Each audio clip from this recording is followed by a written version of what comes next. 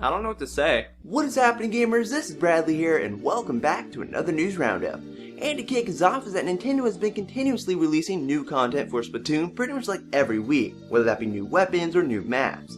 But fans have been eagerly awaiting the big August update for the game, and now we know when that update is going to be coming out in August and what it will entail. And it's pretty glorious. So in around a week's time, on Wednesday, August 5th, a free software update will be released for Splatoon. And it will include 2 new matchmaking modes, new weapon types, an increase in the level cap, and more than 40 new pieces of gear. As for the new modes, those are Squad Battle and Private Battle. In Squad Battle, 2 to 4 friends can come together to form a team and play in ranked battle rule sets against other squads. And your team will always stay together, you won't be randomly switched out after every round. And in Private Battle, this will allow 2 to 8 friends to play together online but in private with customizable options. And you can do 1 vs 1, 2 vs 2, 4 vs 4, or even make the teams uneven, like 1 vs 2, 1 vs 3, and so on. This is something that should have just been included with Splatoon to begin with, because the friend matchmaking right now really isn't ideal. You can join a friend's match, but once that match is over, the teams will be randomly switched out. It is nice to see that you will be able to do 1 vs 1 with friends online, because I think my internet will be able to handle that, because right now I can't play Splatoon online. I get kicked out of pretty much every single match, and if I don't, the game just lags like no tomorrow.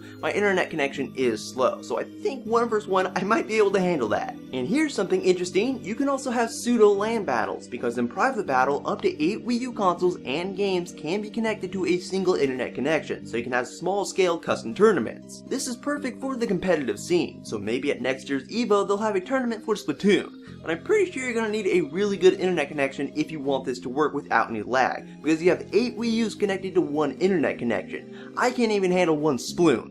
As for the 2 new weapon types they'll be adding to add some more strategy to your game, the first one is the Slosher weapon, which is basically a paint bucket that hurls ink straight ahead at an impressive range. And the second one is the Splatling, which is a Gatling gun. So these will offer new ways to spray ink everywhere, and that's cool. Now here's the kicker, fans have been wanting Nintendo to increase the level cap in Splatoon, because right now it's at level 20 and you can get to it pretty quickly. So I thought maybe they would increase it to level 30, but nope, not 30, not 40, but 50. They're increasing it to level 50. And in Rank Battle, they're adding an S rank and an S plus rank, which are both higher than A plus. This is going to add a ton of hours to Splatoon, because it's going to take quite a bit of time to get to level 50, and there's actually going to be a reason to get to level 50 because they're adding over 40 new pieces of gear. Now, if you thought Nintendo was going to stop supporting Splatoon with DLC after the update, get out of here, go, you're wrong. They're going to continue rolling out more content through the summer and fall, whether that be the Rainmaker mode, new weapons, or new maps. They're killing it with Splatoon here. And the best part is, all this DLC is completely free. Sure, you could argue that it is content that should have just been included on day 1, but it's awesome nonetheless. I just wish that I could actually play the game online.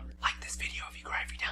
Moving away from Splatoon though, is that Square Enix has announced a new game, and it's actually a Dragon Quest game for the 3DS and PS4, and it's called Dragon Quest XI In Search of Departed Time. The cool part about Dragon Quest XI on the 3DS is that 2 different versions of the game play at the exact same time, a 3D version and a 2D version. The 3D version plays on the top screen, while the old school 2D version plays on the bottom screen. Plus, the turn-based battles can also be played in 3D or 2D. If you run into an enemy using the circle pad, you will play that battle in 3D, but if you run into the enemy using the D-pad, you will play the battle in 2D. I don't know if this is just going to be a graphical gimmick or if it's actually going to have some sort of bearing on the gameplay, like maybe there's a secret you can see on the bottom screen but not the top screen. But nonetheless, it is a cool feature. And as for the PS4 version, that's a full-blown HD 3D RPG, and it looks sweet as well. Both of the versions will be releasing at the same time in 2016 in Japan, as a means of celebrating the release of the first game 30 years ago. One thing that is bugging me is that people keep saying that Dragon Quest XI has been confirmed to be coming to the NX. It hasn't. What Square Enix said is that they are considering bringing it to the NX. It doesn't mean it's a definite thing. So a release on the NX is possible, we just don't know for sure yet. Square Enix might be waiting to hear more information about the hardware before they commit. But the big question is Dragon Quest XI going to get localized outside of Japan? Well, maybe. Square Enix said that they will consider localizing the game like they have done with past Dragon Quest games, but at the moment they don't have any concrete plans. If they do decide to go through with localizing the game, we probably won't be seeing it in 2016. 2017 is more likely. Maybe Nintendo will scoop them up and help them publish the game in the West, like they did with Sentinels of the Starry Skies on the DS. Come on, Square Enix, you give us Bravely Default, but not Dragon Quest. Localize it! In some more unfortunate news, Nintendo of America has announced that they are discontinuing the Nintendo TV service on August 11th, which is fine by me. This is a feature that didn't even release in Europe, it just sat on their home screens for the longest time.